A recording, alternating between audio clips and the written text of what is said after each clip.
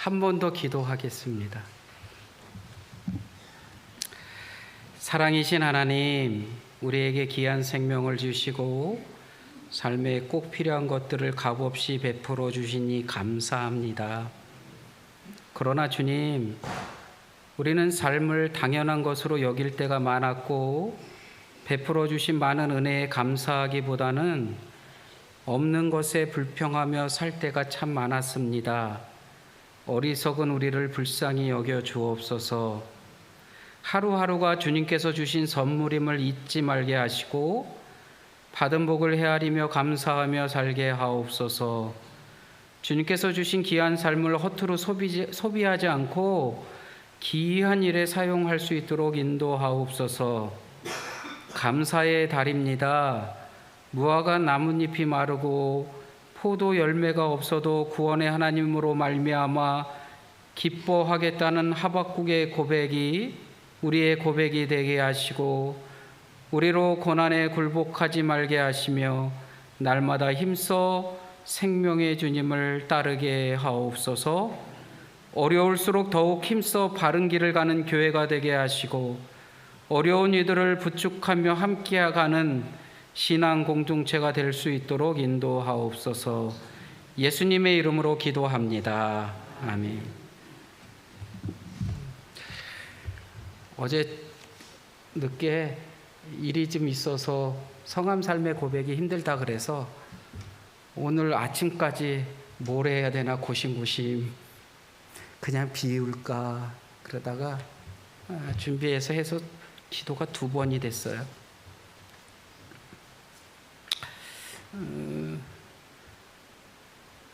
13일이 수능일이래요. 손주들 가운데 올해 수능 보시는 권사님들 계실 텐데 삶을 살면서 여러 가지 문을 통과합니다. 입시, 또 입사 다 문을 통과하는 것처럼 여기잖아요. 학교 문, 직장 문, 집의 문, 교회 문, 그렇습니다. 오늘 시편 기자는 믿음을 가진 사람들에게 특별한 문이 있어야 한다라고 말하는데 그 특별한 문은 뭐냐면 감사의 문입니다. 이 감사의 문이라는 거는 누구에게나 열릴 수 있는, 누구나 열고 들어갈 수 있는 게 아니라 믿음의 사람이 통과할 수 있는 것이라고 말합니다. 하나님께 나아가는 영적 통로이기도 하기 때문에 감사의 문은 믿음의 사람들에게 주어지는 문이다라고 말합니다. 근데 요즘 같은 세상에 잠만 푹 자도 복받은 기요 라고 말하잖아요. 편안히들 주무십니까? 저도 옛날에는 딱 누워서 아내가 하나, 둘, 셋 그러면 하고 잠을 잔 때가 있었어요. 이렇게 요즘은 죄송합니다. 제가 제일 젊은데 요즘은 이렇게 신경 쓰고 스트레스 약간 받고 막 그러면 몸이 좀 그래요. 그래서 어제는 주일날 멋들어진 설교와 또 멋있는 모습으로 교우들에게 보여야지 그러고서 조금 일찍 잠자리에 들었어요. 그랬는데 휙 하는 소리가 들리는 거예요. 잠들었는데 그래서 눈을 딱 떠서 창문을 딱 열었더니 뭐가 오셔요? 빈님이 오시더라고요. 그리고 나서 잠을 잘래니 잠이 와요. 이리 뒤척 저리 뒤척 한 30-40분을 왔다 갔다 막 이러다가 다시 잠이 들었어요. 잠만 편안히 자도 복 받은 거랍니다. 그런데요, 춘천의 꽤나 큰 교회의 목사님은 꽤 오래전부터 수면제를 드셨는데 수면제가 듣지 않아서 잠을 한 잠도 못 주무신답니다. 편안하려고 잘 자려고 수면제를 먹는데도 잠만 푹 자면 좋겠지라고 하는데 그 잠조차도 뭐 한다는 거예요? 못 한다는 거예요.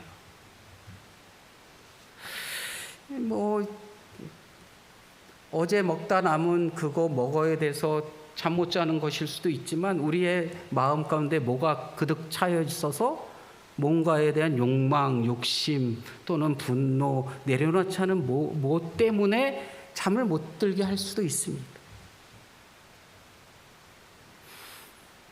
11월입니다. 다음 주 추수감사주일이고 우리가 감사절기로 한 달을 사는데 무엇을 감사할 수 있단 말입니까? 감사해요? 무릎팍이 너무 아파서 교회 오기도 힘들어 죽겠는데 뭐가 감사하단 말입니까?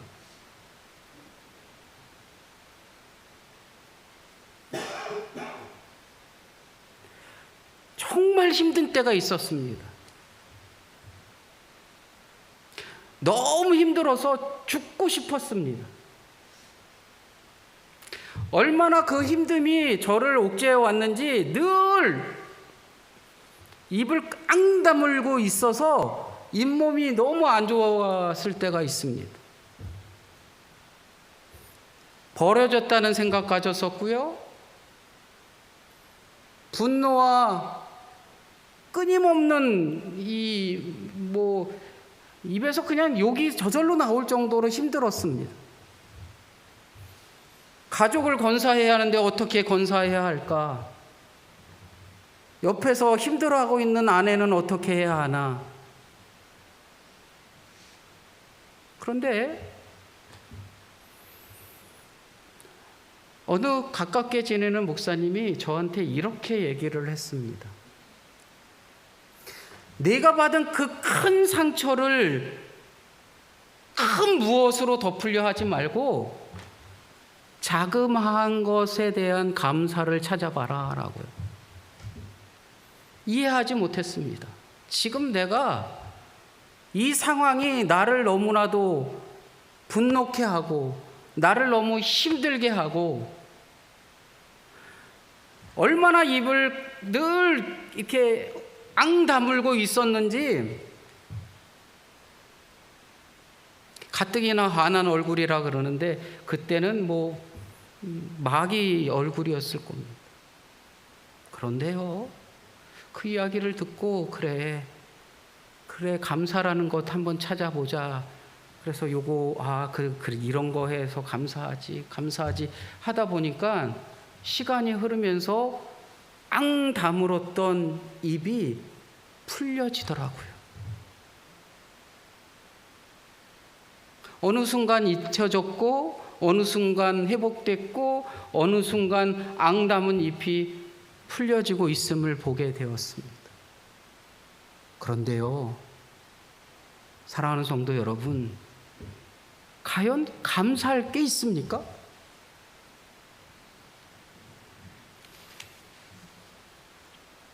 절망의 끝에, 고통의 끝에, 힘듦의 끝에 감사한 것 찾아봐 라고 해서 찾아보지만 그렇게 감사할 게 많이 있지 않아요. 그런데 오늘 시편 100편의 말씀에 찬양하며 이게 성전으로 들어가면서 부르던 노래라는 거잖아요. 성전으로 들어가면서 뭐 하라는 거예요? 감사하고 찬양하고 하나님께 영광을 돌리라는 거예요. 이게 다윗의 시라고 얘기하는데 다윗도 그럴 만한 입장에 있었어요? 없었어요? 없었어요. 숫자로 따져서 1, 2, 3, 4, 5, 6, 7, 8을 해보니까 감사의 조건이 없는데 다윗은 감사하라고 얘기를 해요.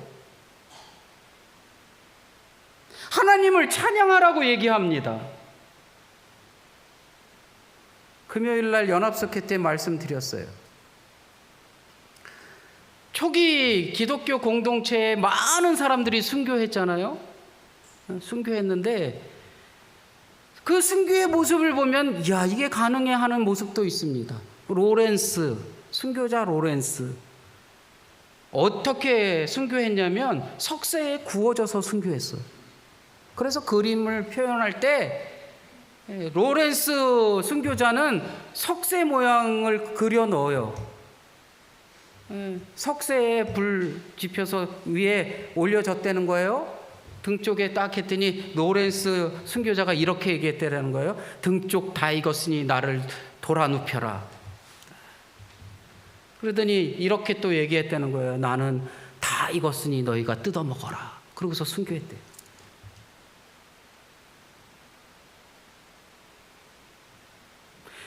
고통, 절망인데 어떻게 감사할 수 있습니까?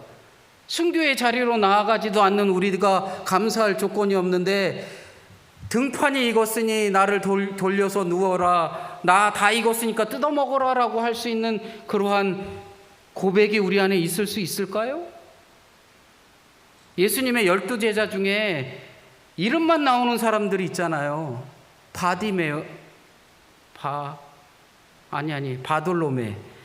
바돌로메도 이름 없어요. 돌로메의 아들 바돌로메, 예수님의 12제자 중에 하나입니다. 성경에는 기록되어 있지 않아요. 이름만 나와요. 그런데 전해지는 이야기에 의하면 인도까지 와서 전도하고 아르메니아에서 순교했다라고 말해요. 기독교가 국교화되기 벌써 20년 전쯤 아르메니아에서는 기독교가 국교화됩니다. 세계 최초로 국교화된 기독교가 있던 나라가 아르메니아입니다. 그곳에서 누가 순교했다고요? 바돌로메가 순교했다고요. 그런데 그 바돌로메의 순교의 모습을 보면 어땠는지 아십니까? 베드로는 어떻게 했대요? 십자가에 거꾸로 달려 순교했대요. 목이 잘려서 순교하신 분도 있고, 바돌로메는요 어떻게 순교했냐면 자신의 신체의 가죽이 벗겨집니다. 그리고 십자가에 거꾸로 매달려서 순교합니다. 그 바돌로메의 순교를 통해서 아르메니아는 기독교가 공인되고 국교화되기 이전에 이미 아르메니아에서 국교가 됩니다. 세계 최초입니다. 무엇을 말씀드리려고 합니까? 우리는 감사를 1, 2, 3, 4, 5를 따져서 감사하려고 합니다. 그런데 분명한 것은 그 감사라는 것은 조건 반사가 아니라는 거예요. 조건 반사가 아니다. 저도 상처 입고 하루하루가 분노였고, 하루하루가 억울함이었고, 하루하루가 근심이었고, 하루하루가 거지 깽깽이 같다고 그러나요? 그런 얘기 하는 것 같아요. 그런 삶이었을 때 1, 2, 3, 4 그래, 그 선배가 그래, 네 큰 상처를 덮을 수 있는 게 큰 무엇이 아니라 자그마한 것을 찾아서 한번 그 큰 상처를 덮을 수 있게 해봐. 그래서 그 목사님이 그래 이렇게 해준 거 감사하지, 뭐 했던 거 감사하지. 벌써 20년 가까이 돼가는데, 그런데 우리는 감사를 이 조건 반사처럼 생각합니다. 이것 해줘서 감사해, 저것 해줘서 감사해, 무엇 때문에 감사해. 다 감사의 조건을 따지고 있지만 하나님을 향하여 감사의 문을 열어 젖히는 것은 조건 반사가 아니라 하나님이 나를 그저 값없이 안아주시기 때문에, 나를 하나님의 품으로 인도해 주시기 때문에 내가 감사할 수 있다는 거예요. 다윗이 쓴 이 100편의 이 말씀도, 이 시도 이스라엘 백성들이 예루살렘 성전으로 들어가면서 그냥 늘상 사용하는 언어처럼 오 하나님 감사합니다, 오 하나님 감사합니다 했던 고백이 바로 시편 100편의 고백이라는 겁니다. 사랑하는 성도 여러분, 우리의 감사는 어디에 있습니까? 우리의 감사의 문을 열어젖히는 믿음의 행동은 어디에 있습니까? 그저 하나님의 집에 들어가는 것이 가장 큰 기쁨이기에 그 매일매일의 삶에서 오 하나님 감사합니다, 오 하나님 감사합니다 라고 고백했던 이스라엘 백성들처럼 성함의 가족들이 감사라는 것을 조건 반사적인 감사가 아니라 늘상 일상에서 또는 누군가를 향하여 만나는 그 삶 속에서 우리의 열려지는 입술이 늘 감사로 고백되어질 수 있기를 간절히 원합니다. 감사는요, 하나님의 임재 안으로 들어가는 문입니다. 그렇기 때문에 우리의 영적인 문을 여는 열쇠가 뭘까라고 말한다면 기도라고 말하잖아요. 그 기도라는 것 통해서 우리는 또한 감사라고도 말할 수 있습니다. 사랑하는 성도 여러분, 잊지 마십시오. 감사는 단순히 지금 좋은 일에 대한 반응이 아닙니다. 지금 좋은 무엇이 일어났으니까 감사하는 거? 그것은 감사가 아니라는 거. 바돌로메가 자신의 몸의 가죽이 벗겨지고 십자가에 거꾸로 달려서 순교하는 그 속에서 그가 감사할 수 있었던 것은 그 일상에 이루어지는 좋은 것에 대한 감사가 아니라 그저 하나님이 나를 하나님의 품으로 받아주셨다는 그것에 대한 일상의 늘 범사에 감사함이 있었기 때문에 가능한 것 아니겠습니까? 우리 성함의 가족들이 일상이 감사로 변화될 수 있기를 간절히 원합니다. 우리의 자리가 감사로 고백되어지는 자리가 되기를 원하고 우리가 감사의 문을 열어 젖혀서 하나님의 품으로 그대로 우리를 안겨드릴 수 있는 그러한 믿음으로 나아갈 수 있는 그러한 믿음의 성도들이 될 수 있기를 간절히 원합니다. 사랑하는 성도 여러분, 하루하루의 시작이 감사로 시작되어지기를 원하고 감사로 채워지는 인생이 되기를 원하고 그리고 감사로 마무리되는 믿음의 여정이 되기를 간절히 원합니다. 우리의 이러한 믿음의 고백 속에 환경이 바뀌지 않더라도 그 환경 가운데 조건이 아니라 나에게 주어진 은혜로 내가 감사를 고백할 수 있는 그러한 내 감사의 고백이 성암교회를 차고 넘치게 할 것이며 내 가족을 살리고 내 가정이 차고 넘칠 것이고 이것이 복이 아니라 하나님의 은혜로 그러한 것들이 이루어질 줄로 믿습니다. 문을 열어 젖히십시오. 그리고 범사에 감사로 온전히 나아가십시오. 조건이 아니라 환경이 아니라 그 모든 것을 넘어선 감사로 나아갈 때에 진정한 하나님의 놀라운 은혜가 온전히 우리 안에 충만히 임할 줄로 믿습니다. 지현호 권사님,